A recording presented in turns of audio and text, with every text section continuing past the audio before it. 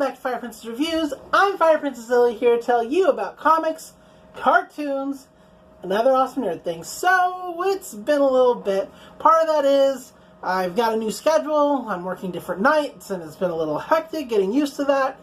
On top of that, I just kind of took a break from watching anime, which makes it hard to review anime episodes if I'm not watching them. I can't just make stuff up because I want to. Part of that is because the Slime Isekai is catching up hella quick to the manga, which is weird. I know that there's a light novel that they can go off of, and they can go past the manga now if they want to. It's just, it's odd to me. So, yeah, that's the whole deal. That's partially why I'm taking a break. But we will get back into that. So while we're not watching anime, reviewing anime episodes like we were, there are other things we can talk about, obviously. Comics being number one. We're definitely going to talk about a comic book today. We'll be talking about movies too. Just stuff. I'll do what I can to keep this channel going, keep it alive, keep content coming out. But today, we're going to talk about what I promised, Mr. and Mrs. X from Marvel by Kelly Thompson. It's a fun book. 8 issues out currently. This is issue 6. They throw a housewarming party. It's a lot of fun. So let's talk about this. Let's get right into it. Boom. Going now. So, 2018, there were 2 big comic book weddings planned. One was in the DC universe. Doesn't matter for this particular story. Both these weddings just ended up not happening. But the one that's pertinent to this particular comic is the wedding between famous X-Men couple Kitty Pryde and Peter Rasputin, Shadowcat and Colossus, respectively. Now, if you know anything at all about the X-Men, you know that Kitty and Peter have been an on and off and on and off and on and off thing for ever now, and well, fans were really excited for X-Men Gold issue 30 for them to finally just tie the knot, get that thing down on lock. I specifically got the wedding dress cover because it was amazing. I love it. I still love it. It ended up not happening at all. Instead, well, because Peter's sister got kind of into Kitty's head, and the whole thing ended with her saying, "Peter, I'll always love you, and we'll always kind of be together, but getting married would be a mistake," and I didn't like it. But, you know, not everything's for me. Maybe other people did like it. Maybe nobody liked it, but it's happened. That was the decision. That was the choice. So here we are. At the end of that comic, Remy says, well, Remy, that being Gambit, Remy LeBeau, says, you know what? We got all this wedding stuff just kind of here. Rogue, I've been chasing after you forever. Ever since I met you, ever since I first laid eyes on you, I knew that I wanted to always be by your side. And we've been through so much together, especially recently. There was a whole 5-issue storyline called Rogue and Gambit where they did like a whole rehash of their story through a day spa. It was really, really weird, but it was a fun comic.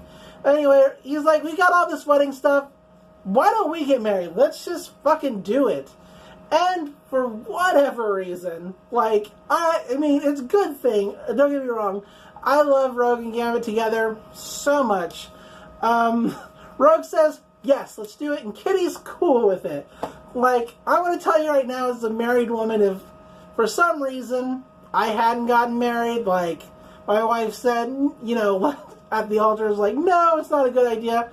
If two of my friends said, you know what, why let all this wedding stuff go to waste and just offer themselves up to the altar to get married, I would not have been cool with it at all. I'm just saying, that's a little bit of a reach. Anyway, moving on, moving through this. So that's where we get to Mr. and Mrs. X. It's a comic starring Rogue and Gambit first with their wedding, which is very, very shotgun. It's like all on, boom. Rogue's wearing her bridesmaid dress. Anyway, they get married. It's really great. I really love them together. And so the story really takes place during their honeymoon. Well, at first, at the very least. And while they're on their honeymoon, doing the things you do on your honeymoon, they get a call from Kitty Pryde. Because, of course, why not? It's an X-Men story. It just can't be about happy romances and sex in space. Okay? Not a thing that it can be. That's not what the X-Men are about. So, Kitty calls and says, look, I really wouldn't call if I didn't have to, because I know that this is very important for y'all. I mean, I was supposed to get married, and I didn't. But you gotta trust me, this is like an emergency. It's out there in space, so by all accounts, you're the closest ones there, and the only people I can trust with this. So, they take the mission. They need to procure an egg or a crystal from the Shi'ar. It was a particular Shi'ar named Circe. Things never go as planned. Crystal turns out to be an egg. The egg turns out to be the genetic combination of some kind of Charles Xavier and the deceased magistrate of the Shi'ar, Leandra. Another thing that if you know anything about the X-Men, you know that was a big deal for a long time too. So basically, it's their kid, and there's a whole big political mess in Shi'ar space, as there always will forever be a political mess in Shi'ar space concerning her, because the rebel side can use her to legitimize their presence, legitimize their claim that Gladiator is not the rightful magistrate, because Leandra had promised her entire progeny to the royalty of the Shi'ar. So they're all supposed to be, like, you know, royals. Forever. Meanwhile, the other Shi'ar, but not the rebels, while Gladiator doesn't really want anything to do with the egg, he wants to kind of respect what he feels Leandra's wishes actually would be.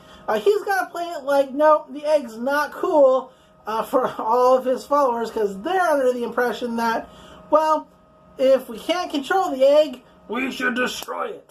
So that's the whole deal. Through lots and lots of weird happenstance, things go right. Sorta. I mean, there's lots of explosions. Deadpool is involved for all the best reasons. It's just Deadpool. Let's just wedge him into everything. He's got a thing for Rogue. It's weird.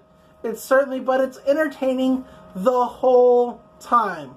Now, the only kind of issue I have a little bit, it's a tiny one, it's me nitpicking, okay? So I don't want anybody to, like, run off and say that I hate this, because I love this comic. I love it a lot. I like Kelly Thompson as a writer, so, I mean, it's still good, even if I have this one tiny little nitpick. Why can't Rogue be happy? Just, like, in the same way that I feel like let Bruce Banner and Logan die. Just let them, they've had their time in the sun, more or less. Like, let them rest, sort of. I feel the same way a little bit about Rogue, but in a different sense, that I just want her to have kind of like a happy ending. Like, sure, cool spacefaring adventures with Gambit, and they're married and they're loved. That's great. That's amazing. I love it. But what happens is, in order to fool the Imperial Guard into thinking that the egg is destroyed, Rogue absorbs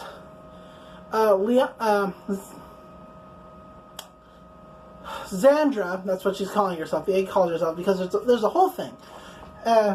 She absorbs her power, or her as a whole thing, and it kind of forces Rogue's mutant ability to kick into high gear. It evolves.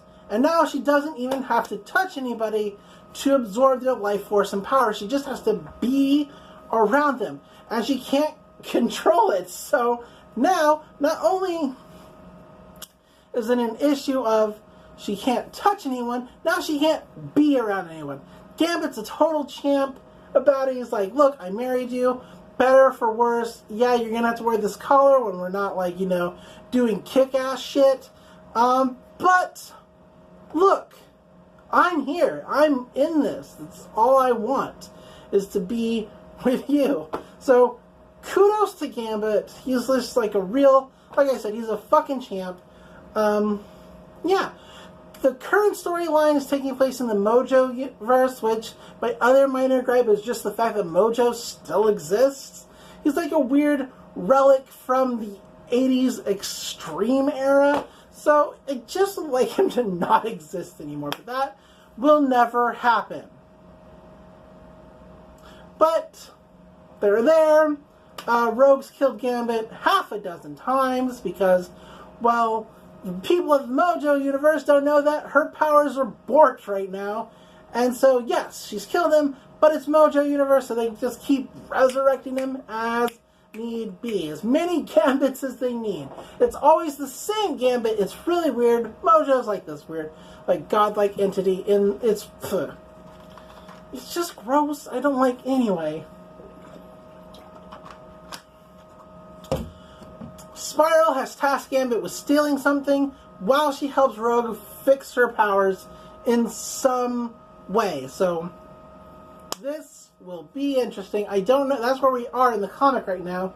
That's like all the major beats. It's as broad strokey as I can make it. And it's just a good read.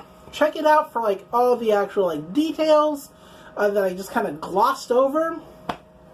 Like, it's got the Starjammers in it for a few issues. Like, the Starjammers are cool. Anyway, that's it. That's the whole thing. Do I recommend this book? Obviously. I really like it, even if I have these one or two complaints. I still think that maybe the wedding should have happened in a different manner. That's just personally me. But that's coming from the perspective of if anybody had done that at my wedding, I would be in jail. That's my perspective. So, what will we talk about next time? Maybe How to Train Your Dragon 3? I know everybody's talked about it. I know I'm late on the whole thing. Whatever. Maybe we'll talk about Love, Death, and Robots, the animation anthology that's currently on Netflix, which is actually really good. But we will definitely talk about something, maybe another comic book. I don't know, it's all kind of up in the air right now, but I'm Fireprince Silly. This has been Fireprince Reviews. Until next time, love comics, love cartoons, and I will see you in the next video. Bye!